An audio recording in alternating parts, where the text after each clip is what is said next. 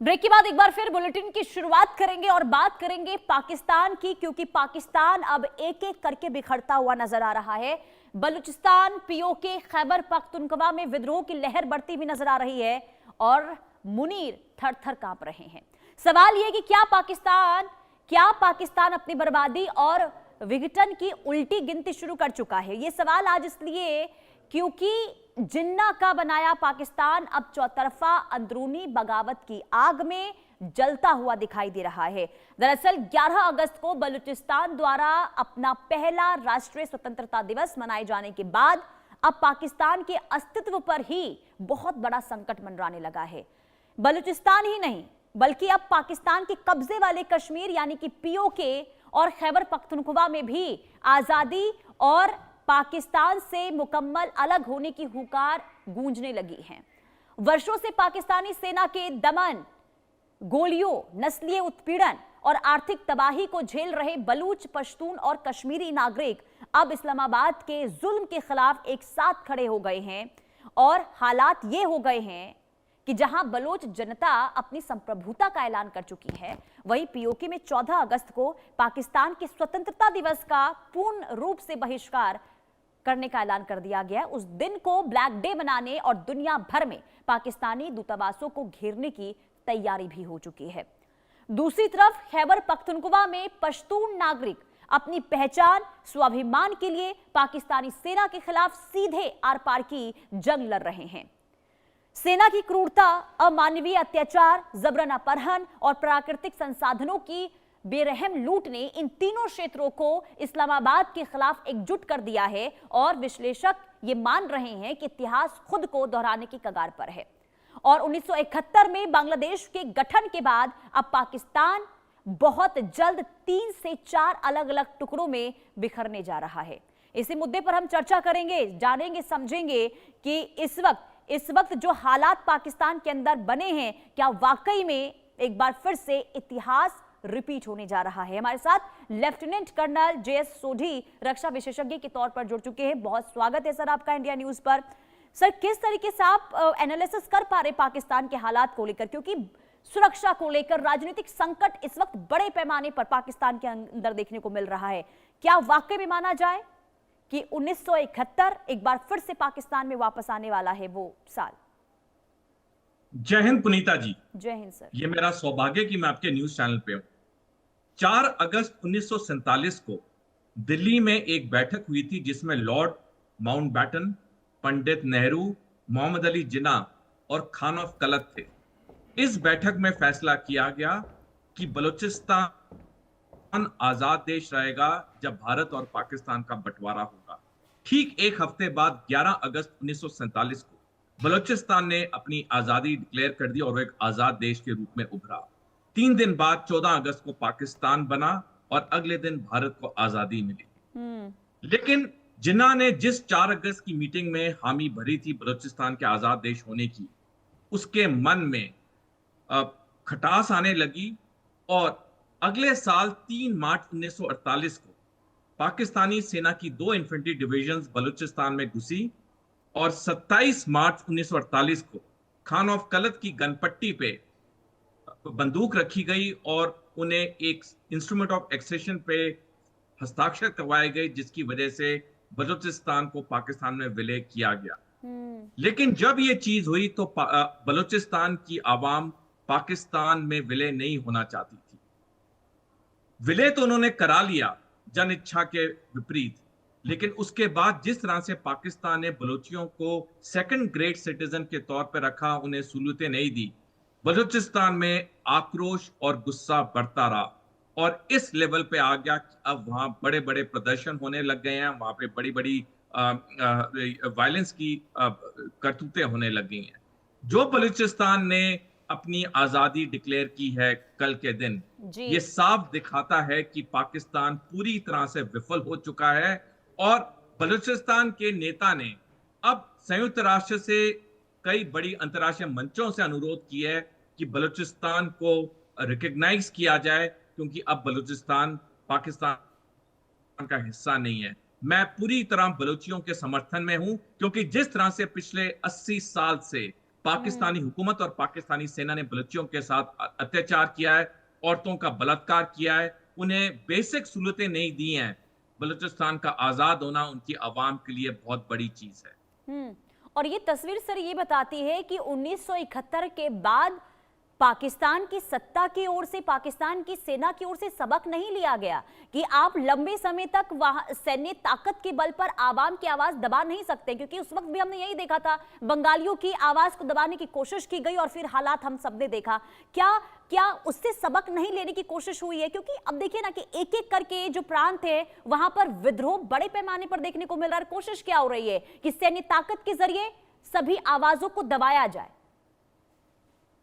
देखिए पुनीता जी, एक बड़ी फेमस कहावत है जो कहती है कि जो अक्लमंद होते हैं वो दूसरों की गलतियों से सीखते हैं, जो बेवकूफ होते हैं वो अपनी गलतियों से सीखते हैं, जो महा बेवकूफ होते हैं वो अपनी गलतियों से भी नहीं सीखते हैं। पाकिस्तान ने अपनी 1971 की गलती से कोई सबक और सीख नहीं ली, तभी आज पाकिस्तान 4 हिस्सों के में टूटने के कागार पे है। पाकिस्तान ऑक्युपाइड जम्मू कश्मीर वापस भारत में विलय होने की तैयारी कर रहा है। बलूचिस्तान आजादी डिक्लेयर कर चुका है। सिंध के अंदर भी काफी आवाजें उठने लगी हैं कि वो पाकिस्तान में नहीं रहना चाहते हैं। बचेगा पाकिस्तान का एक ही सूबा, पंजाब सूबा।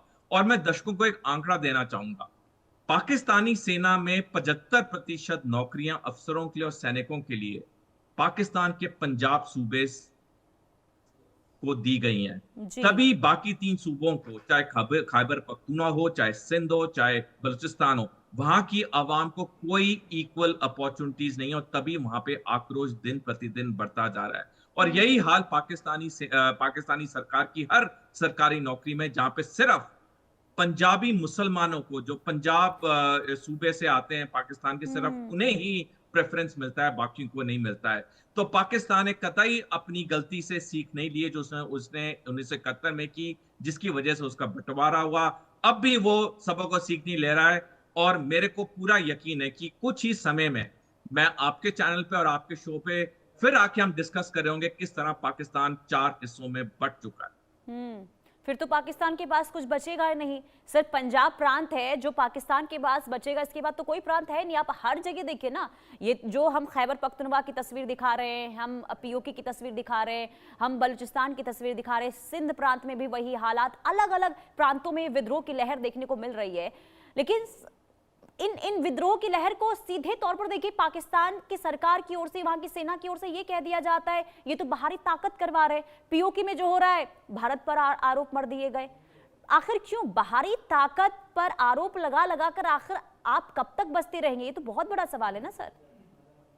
डेफिनेटली पुनीता जी, देखिए घर के अंदर अगर कुछ होता है, घर के मुखिया की गलती होती है, और घर के अंदर कुछ होता है तो पड़ोसी लोग फायदा उठाते हैं या उसे तालियां बजा के देखते हैं। पाकिस्तान के अंदर जो हो रहा है वो पाकिस्तानी हुकूमत, पाकिस्तानी सेना की पूरी गलती है। और इसके लिए अगर हम इतिहास में जाएं, पाकिस्तान जो एक नया देश बना था 1947 में, वो 2 बुनियादों पे बना था, भारत विरोधी और हिंदू धर्म विरोधी।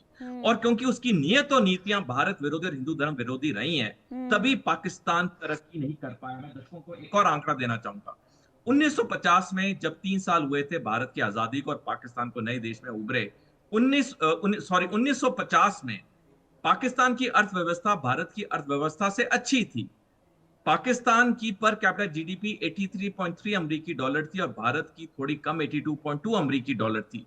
लेकिन ऐसा क्या हुआ 1950 से लेकर 2026 तक कि भारत दुनिया की सबसे बड़ी अर्थव्यवस्था में आज उसकी गिनती हो रही है और पाकिस्तान पूरी तरह कंगाल हो चुका है।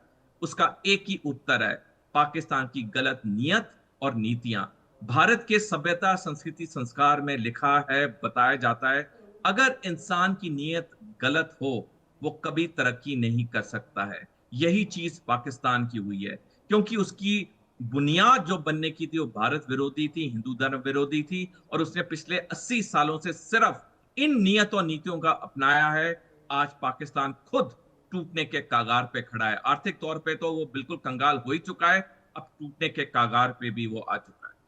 लेकिन क्या वजह ऐसी रही कि एक एक करके एक एक प्रांतों से सेना का कंट्रोल और वहां की सरकार का कंट्रोल पूरी तरीके से निकलता हुआ नजर आया सर? क्योंकि ऐसा लग रहा है जैसे मानो कोई फर्क ही नहीं पड़ रहा है वहां की सरकार और वहां की सेना की ओर से, जो लोग सड़कों पर उतरकर, और इन लोगों की क्या मांग है, जो उनकी बेसिक सुविधाएं हैं उन्हें वो मिलना चाहिए, महंगाई कम होनी चाहिए। लेकिन अगर इन मांगों पर भी अमल नहीं किया गया, आपने ये कह दिया कि जो ये सब कुछ हो रहा है ये किसी ना किसी का हाथ है, तो ये तो आप अपनी स्थिति से मुंह मोड़ते हुए नजर आ रहे हैं। पुनीता जी देखिए, ये जो हाँ, हो रहा है पाकिस्तान के चारों सूबों में, हाँ, ये पाकिस्तानी सेना, पाकिस्तानी हुकूमत की अपनी गलतियां हैं। हम्म, इसमें कोई भारी ताकत का हाथ नहीं है। हम्म, वो चाहे खुद भी बोले, असलियत ये उनकी अपनी गलतियां हैं। गलतियां इसलिए हैं क्योंकि जब से पाकिस्तान बना एक आजाद देश के रूप में, सिर्फ पाकिस्तान के पंजाब सूबे के मुसलमानों को, जैसे पंजाबी मुसलमान कहते हैं, सिर्फ हम्म, उन्हें ही हर जगह पे इंपॉर्टेंस मिली। नौकरियों में उन्हें फेवरेटिज्म मिला। बाकी जब बैंक के लोन मिलते हैं उनको सबसे ज्यादा दिए जाते हैं। तो जो बाकी 3 सूबों के लोग थे, उन्होंने देखा कि हमारे साथ किस तरह डिस्क्रिमिनेशन हो रहा है, हमारे साथ किस तरह ये गलत चीजें हो रही हैं, लेकिन पंजाबी मुसलमान आराम से ऐश कर रहा है, उसका हम्म, पैसे की कमी नहीं है, वो खा पी रहा है, जहां उसने विदेशों में जाना है वो घूम रहा है। लेकिन हमारे लिए दिक्कतें हो रही हैं। तो जब एक लेवल पे, जैसे कहते हैं ना, एक बांध में जब पानी एक लेवल से ऊपर हो जाए, वो बांध टूट जाता है अगर आप गेट ना खोलो। यही चीज पाकिस्तान में हुई है। और इन वो जन प्रांतों से सैलाब आप जो इस वक्त जो स्थिति बाकी प्रांतों में देखने को मिल रही है, इन प्रांतों से सोचिए पाकिस्तान की सरकार ने, वहां की सेना ने सिर्फ अपने फायदे के लिए इन प्रांतों को इस्तेमाल किया है। लेकिन जब बात आती है कि उन्हें मूलभूत सुविधाएं दी जाए तो उससे उससे वंचित लोगों को रखा गया। और यही वजह है कि आज वहां की हालात और स्थिति देखने को मिली। आप सोचिए कि बड़े पैमाने पर जो प्राकृतिक चीजें हैं उसका इस्तेमाल खैबर पख्तूनख्वा से, पीओके से वहां की सरकार करती रही है, और वहां पर ही आपने सुविधाएं नहीं पहुंचाई।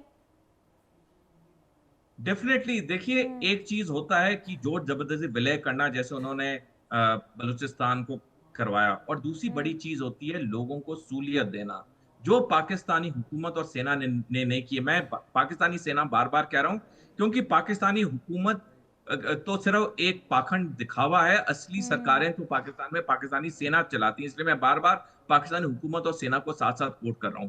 तो इन दोनों संस्थानों ने कभी भी बाकी 3 सूबों के लोगों को बेसिक सहूलतें नहीं दी। आज अ, बलूचिस्तान में, खैबर पख्तूनख्वा सिंध में कई हजारों स्कूल हैं जिसमें टीचरें नहीं है, जिसमें डेस्क नहीं है, जिसमें ब्लैक बोर्ड नहीं है, चौक नहीं है। बेचारे बच्चे जाते हैं वहां पे, बस बैठ के अपना टाइम पास करके खेल के आ जाते हैं, लेकिन पढ़ाई के नाम पे वहां कुछ भी नहीं है। तो हम्म, ये जो इन्होंने भारी गलतियां नहीं की, इन्होंने जानबूझ के ये हरकतें की, जी, जिसकी वजह से आज इन्हें खामियाजा भुगतना पड़ रहा है। हम्म। नहीं, ये सोचा गया है ना कि सैन्य ताकत के बल पर इनकी आवाज को दबाते रहेंगे, उनका इस्तेमाल करते रहेंगे, लेकिन वहां की जो आवाम है अब वो जागरूक हो चुकी है, आंख खुल चुका है कि कैसे इस्तेमाल लंबे समय से उनका होता रहा है। बहुत शुक्रिया जुड़ने के लिए सर इंडिया न्यूज के साथ। और आगे बढ़ते हैं, बड़ी खबर, घाटी में आतंकी संगठन